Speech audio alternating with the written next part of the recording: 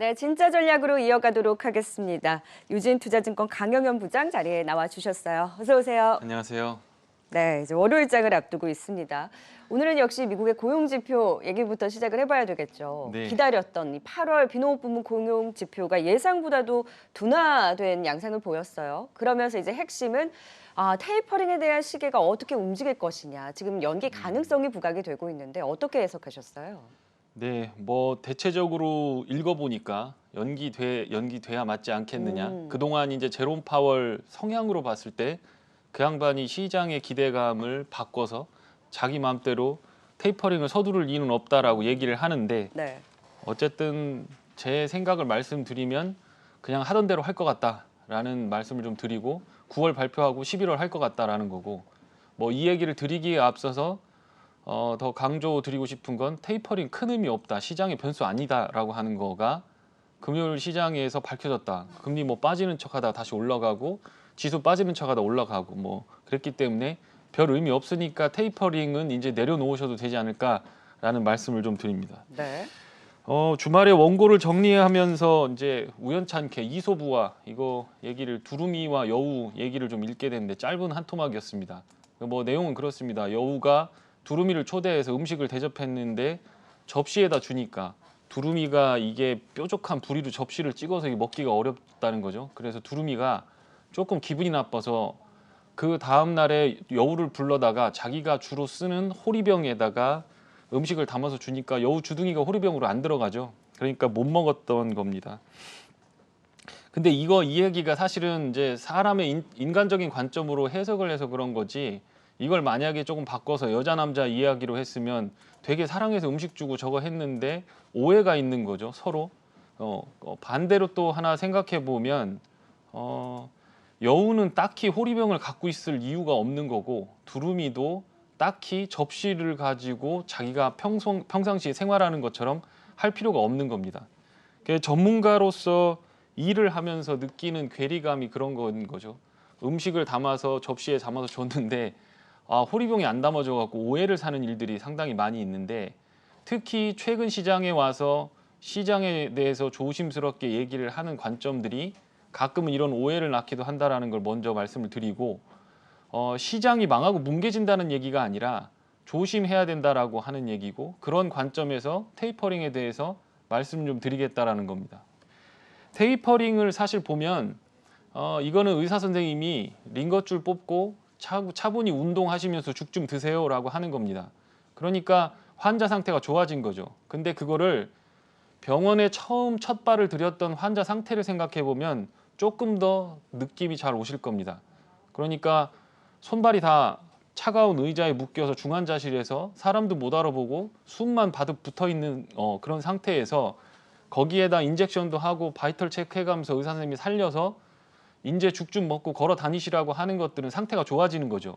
그러니까 테이퍼링은 경제 상태가 그만큼 국채 시장이 기능이 정상화됐다라고 하는 거에 대한 반증이기 때문에 이걸 가지고 긴축이 들어가서 갑자기 시장을 부러뜨리는 어떤 그런 이벤트가 되지는 않을 거다. 예전에 테이퍼링이라는 말 자체가 없었을 때 조금 운전수가 좀 크레이지하게 좀 드라이빙을 하다 보니까 좀 그런 부분이 있었지만 지금은 그럴 가능성이 없다라고 하는 거. 그거 좀 말씀을 좀 먼저 드리겠습니다. 네. 확실히 테이퍼링에 대한 공포는 접어두자라는 거잖아요. 그렇죠. 지금 네. 시장에 미친 영향도 제한적일 것이고 네. 연기가 되든 아니든 네. 일단 시장에 제한적인 양상을 보인다면 어디에 좀 포인트를 맞춰야 되는 걸까요? 앞으로의 방향성은. 네, 테이퍼링보다 더 중요한 건 경기가 더 중요할 것 같습니다. 그러니까 중앙은행이 정보를 가장 많이 가지고 있는데 이 사람들이 봤을 때 이거 고용 회복되고 경기 좋아지는 거야. 이제 백신 인젝션율이 높아지면서 경제 활동이 정상화될 거야 아니냐 요거에 대한 부분이 더 중요할 거고 네. 그렇게 되면서 시장이 스무스하게 듀레이션이 긴 주식에서 실적 주식으로 스무스하게 넘어가는 흐름이 나와야 베스트다라고 하는 거가 제 생각입니다. 이제 고용지표 여기 차트 하나 가져왔는데 ISM 서비스 구매자 관리 지수입니다. 생각보다 잘 나왔습니다. 고용지표는 안 좋았는데 고용 실업률 같은 거는 별 의미 없었고요. 그 다음에 6개월 이상 장기 실업하는 사람들 숫자도 다운이 되는 상태를 유지했습니다. 괜찮았다는 얘기예요. 내부적으로 보면. 요 차트를 보시면 여기 지금 시나리오 1이라고 써 있는 거요. 이게 이제 07년도 서프라임 터졌을 때고 이거 검은색으로 표시된 시나리오 2라고 하는 거는 이제 닷컴 버블 때 깨졌을 때입니다. 그리고 나머지 것들은 이 고용시장 지표입니다. 고용이 어떻게 침체가 됐다 회복이 되는가라고 하는 건데 그게 X축은 몇 달이 걸리는지 몇 개월이 걸리는지를 표현한 거고 1로 올라온다라고 하는 거는 제로로 올라온다라고 하는 거는 다 회복이 돼서 이벤트가 터지기 전의 상태라고 보시면 됩니다. 그러면 왜 테이퍼링을 9월에 발표하고 2022년 말에는 금리를 땡길 거라고 생각하는지가 여기에 다 들어와 있습니다. 07년도 시나리오라든가 아니면 닷컴 버블 시나리오가 아니라고 한다면 나머지는 맥시멈 32개월 정도면 다 커버가 되고 회복이 됐다라는 겁니다. 여기 보시면 파란색 네모 박스가 쳐져 있는 게 32개월이죠. 지금 18개월 지났으니까 14개월 정도 남은 겁니다. 그러니까 9월 달부터 시작해야 22년 말에는 금리를 인상할 수 있다라고 하는 스케줄대로 가는 겁니다. 그러니까 지금 연준에서 판단하는 것들은 제롬 파월 성격이 어떻고 뭐 그 밑에 있는 뭐 연준 위원들이 맵하고 중도파고 뭐 그런 거 의미 없고 그분들이 봤을 때 시나리오 1, 2를 따라간다 그러면 이건 장기적으로 침체 국면에 들어가는 거예요. 이거 굉장히 조심해야 된다라고 하는 스토리가 될 거고 그렇지 않고 6월, 7월 때 나와서 고용시장 회복하는 걸 보면서 우리가 진행할 거야라고 했을 때 9월 정도에는 하지 않을까라고 시장이 얘기했던 거는 최악의 시나리오인 시나리오 3를 따라가더라도 22년 말부터는 금리를 땡겨야 되는 상황이 오는 거니까 그렇게 얘기를 한 겁니다. 그러면 고용지표와 실업지표가 그거를 바꿀 만한 이번 한번 팬데믹 그죠? 델타 변이 때문에 한 거가 그걸 바꿀 만한 이벤트냐라는 걸 판단해 보신다면 그렇지 않을 가능성도 있다라고 하는 게 제 생각입니다. 네. 그래서 이제 실업률, 시간당 임금 같은 거는 굉장히 상승했습니다. 이런 건 잘 보셔야 되는 게 시간당 임금이 상승하는 거는 상당히 위험합니다. 연준에서 물가 CPI 그렇죠. 상승하는 거랑은 뭐 차원이 다르게 대응을 하는 거기 때문에 시간당 임금이 상승하고 실업률이 계속해서 낮아지는 추세에 대한 붕괴가 없다라고 한다면 시나리오 아까 여기서 말씀드렸던 시나리오 3대로 22년 말 그리고 테이퍼링은 9월 달에 얘기하고 11월 달부터 시작하는 거 그렇게 해서 6개월이든 8개월 만에 끝나고 금리 인상의 사이클에 진입하는 거가 될 것 같다는 생각이 들고요. 이제 위드 코로나에 대해서 얘기를 많이 합니다. 변이가 지금 12번 나왔습니다. 그래서 그리스 문자가 24개인데 그중에서 절반을 사용했다라는 거죠. 그런데 특징이 중증 환자라든가 사망률은 감소하는 추이다라고 하는 거거든요. 그러니까 코로나의 특성이 이제 컴퓨터 바이러스로 보면 이게 원 바이러스가 딱 먹히면 컴퓨터 이거 아예 못 쓰고 아예 부서지거든요. 이 한 대는 그냥 고물이 되는 겁니다. 그런데 이 코로나 바이러스는 디도스 공격 같은 거죠. 스팸을 잔뜩 보내서 서버를 먹통으로 만들어서 은행 시스템 마비시키고 그렇게 하는 것처럼 코로나 환자들을 막 보건 시스템에 밀어 넣으면서 정말로 급한 환자들이 그거에 대한 피해를 보는 상황 때문에 보건 의료에 위기가 생기는 거 그렇게 되면서 공장들도 문을 닫고 이런 어떤 차단을 하는 그런 어떤 락다운이 생기게 되면서 경제가 타격을 보는 거였습니다. 그런데 그냥 감기처럼 달고 사는 거는 어떨까라고 지금 돌아가고 있는 거고 그러면서 백신에 초점을 맞췄던 게 치료제로 넘어가면서 걸리는 건 어쩔 수 없는데 주사 맞자라고 하면서 넘어간다면 상태가 조금 변경이 될 수 있고 그거에 대해서 영국, 싱가포르, 이스라엘 같은 데에서 어떤 실험을 하고 있다라는 거고 그게 결과가 조만간 나올 겁니다.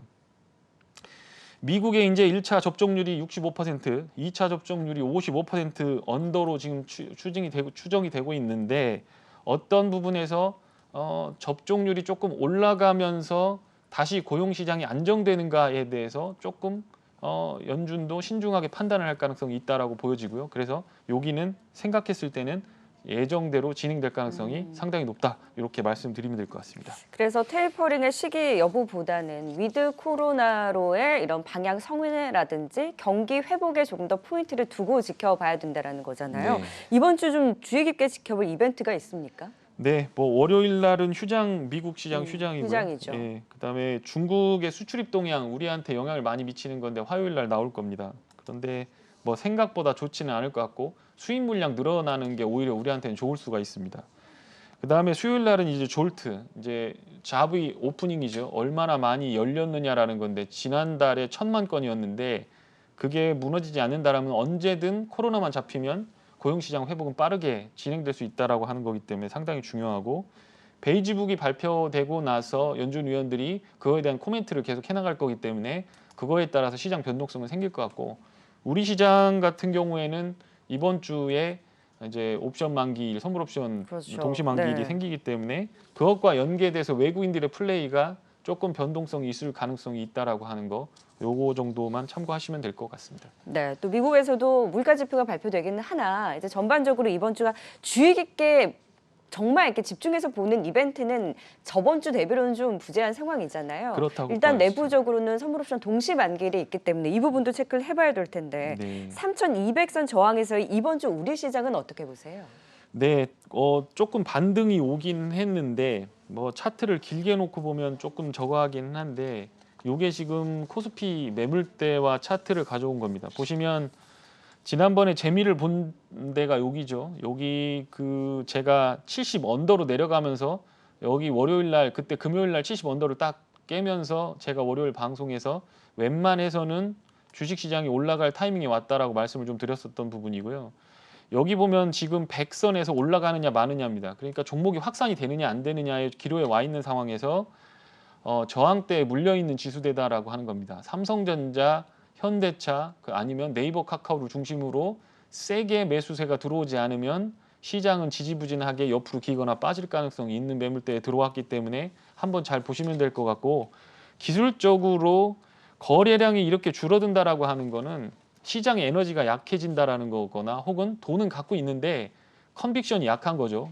지금 방향이 윗방향으로 가고 있는데 나는 내릴 것 같아. 그럼 안 사게 됐죠. 그럼 거래량이 줄게 됩니다. 그런데 반대로 내려가는데 거래량이 준다 그러면은 내려가는데 왜 팔어? 라고 하면서 매물이 거의 완료되는 구간에서 변곡점이 나오는 구간이기 때문에요. 이렇게 거래량이 감소하실 때는 조금 비중을 줄여놓고 리스크 관리를 하시면서 종목을 압축해 보시는 게 좋을 것 같고요.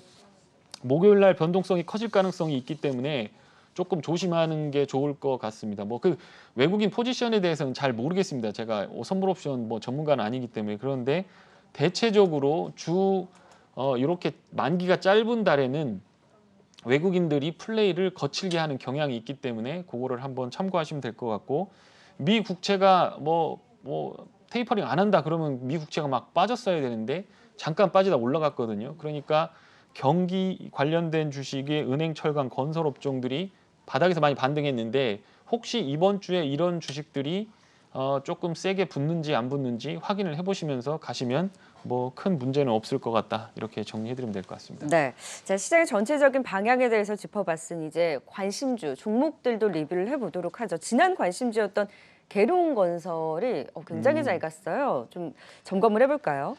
네, 뭐 계룡건설들은 쌉니다. 이거 굉장히 싼 주식이고 저는 건설주를 되게 좋게 보고 있는 상황이기 때문에 부동산 아파트값 저렇게 올라가는데 다 돈인데 그걸 그냥 놔둘 리는 없잖아요. 서울에 전체적으로 둘러보면 이제 기중기라고 하니 뭐 타워 크레인이라고 하죠. 그것들 개수들이 막 늘어나고 있습니다. 그러면 레미콘, 철강, 거푸집, 시멘트 뭐 이런 것들은 업황이 돌아 나간다고 보시면 되고 요 뭐 세종시 관련된 부분에서 조금 오른 것 같은데 뭐 1,700억 이익 나오는데 올해도 별 뭐 상관이 없던 1,700억인데 시가총액 3,000억이면 2년이면 시가총액 다 번다는 거거든요. 배당도 좀 해줄 때가 됐고 상속 문제 관련된 부분도 있으니까 이런 것들은 꾸준하게 보시면 될 것 같고요. 원익 P&E 같은 경우도 많이 올랐습니다. 네. 많이 올랐는데 이거는 이제 충전소가 막 깔려야 돼요. 지금은 전기차 저도 사고 싶지만 안 사는 이유는 딱 한 가지밖에 없습니다. 충전기가 많이 없기 때문에 불편해서 안 사는 거거든요. 그러니까 뭐 환경 문제고 뭐고 불편하면 안 삽니다. 그런데 정부가 그걸 인지하고 글로벌리하게 깔고 있기 때문에 이런 업체들은 나중에 보면 시가총액이 상당히 많이 차이가 나 있을 가능성이 있기 때문에 올라가고 빠지고 하는 것들 잘 보시면서 많이 내려줄 때 사놓고 기다리시면 편안하게 가실 수 있는 거니까 한번 보시면 될 것 같고요. 제가 이거 뭐 저기 저 테스나 관련돼서 현금 흐름표를 좀 갖고 왔습니다. 제가 이런 주식들은 좀 좋아하는데 삼성이 비메모리 투자하고 뭐 삼성이 뭔가를 투자한다라고 할 때 그 밑에 있는 오른팔 왼팔 업체들을 잘 투자하면 괜찮은 경우가 있는데요. 여기 현금 흐름을 보시면 영업용 현금 흐름, 그러니까 자기 본업을 해서는 돈을 잘 버는 겁니다. 그런데 그거를 전부 미래를 위해서 투자 활동으로 돈을 다 빼내고 있죠. 그렇게 하고 있다라는 거. 캐펙스 투자가 쭉 늘어나고 있는 거죠.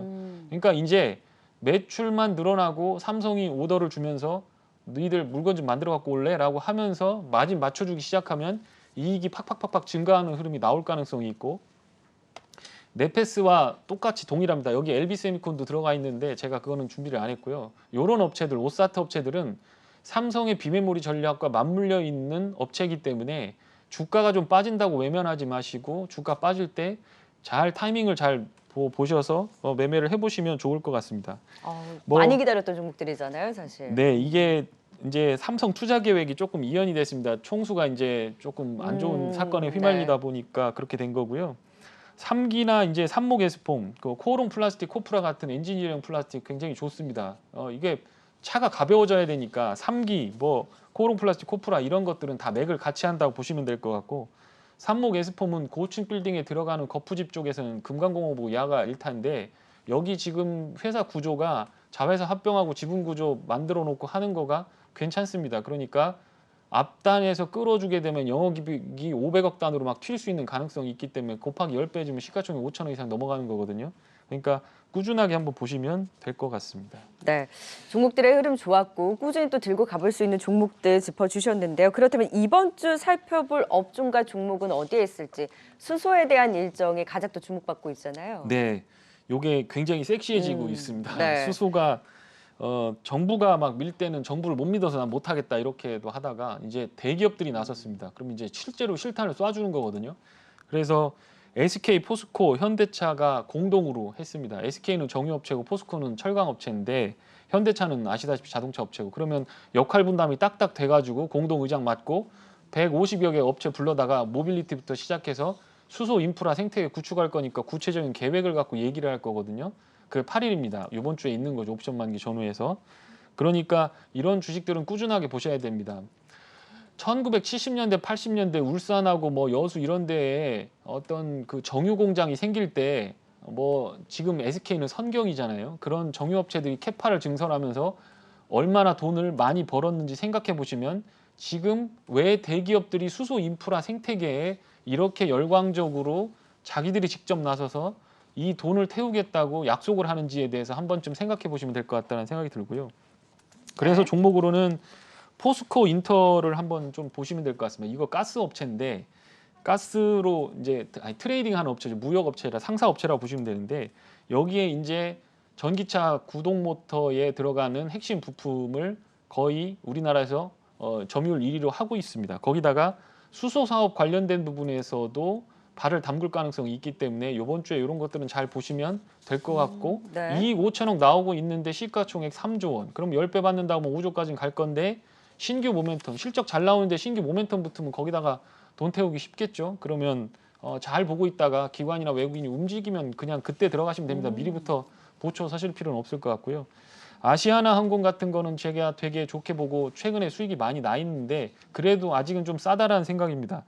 대한항공의 시가총액의 17% 정도 됩니다. 그런데 매출은 대한항공 절반이거든요. 그러면 대충 따라간다고 생각하고 여기서 2배가 간다고 해도 딱히 비싸다 생각은 안 하고요. 네. 유로존 비자 면제 관련된 물론 2주 자가격리는 해야 되지만 한국 사람들 들어오지 마세요. 비자 받고 들어오세요라고 하다가 그거 풀리기 시작했다라고 하는 거. 백신 접종률이 올라가기 시작하면서 여행과 레저 관련된 쪽에서는 모멘텀을 받을 가능성이 있기 때문에 이쪽에 대해서는 끊임없이 보시고 모두투어, 하나투어 혹은 제주항공처럼 유상증자하고 감자하고 탈탈 털어서 먼지 털고 회사 조그맣게 만들었는데 거기다 돈 태우는 거라고 하면 2, 3년 물고 포스트 팬데믹 이후에 주가를 생각하신다면 장기 투자하시는 분들은 이런 주식들도 나쁘진 않을 것 같으니까 한번 잘 보시면 될 것 같습니다. 네, 관심주 포스코 인터내셔널과 함께 아시아나항공까지 더불어 짚어봤습니다. 진짜 전략 지금까지 유진투자증권 강영현 부장과 함께했습니다. 말씀 고맙습니다. 고맙습니다.